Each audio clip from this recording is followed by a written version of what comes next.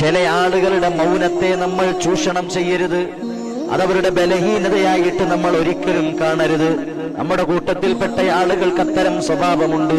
മിണ്ടാതിരിക്കുന്ന ആളുകളോട് എപ്പോഴും അവരെ കളിയാക്കാനും അവരെ പരിഹസിക്കാനും അവരെ ചീത്ത വിളിക്കാനും അവരെ ഉപദ്രവിക്കാനും നിൽക്കും.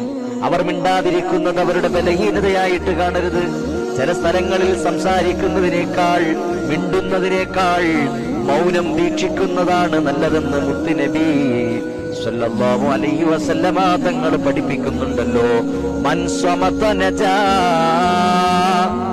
ആര് മൗനം ദീക്ഷിക്കുന്നുവോ അവർ വിജയിച്ചിരിക്കുന്നു എന്ന് മുത്തുനബി സല്ലല്ലാഹു അലൈഹി വസല്ലമ തങ്ങൾ പഠിപ്പിക്കുകയാണ്.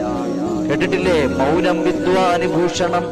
മൗനം ദീക്ഷിക്കുന്നത് അത് നല്ലതാണ്. അത് വിജയികളുടെ ലക്ഷണമാണ്, വിവേകികളുടെ ലക്ഷണമാണ്. അതുകൊണ്ട് മിണ്ടാതിരിക്കുന്നു എന്ന് കരുതി അവരെ ഉപദ്രവിക്കാൻ, അവരെ വേദനിപ്പിക്കാൻ, അവരെ പരിഹസിക്കാൻ നമ്മൾ നിൽക്കരുത്. അവരുടെ ബലഹീനതയായിട്ട് നമ്മൾ ഒരിക്കലും കാണരുത്. അല്ലാഹു നമ്മളെ കാത്തുരക്ഷിക്കട്ടെ. അതുകൊണ്ട്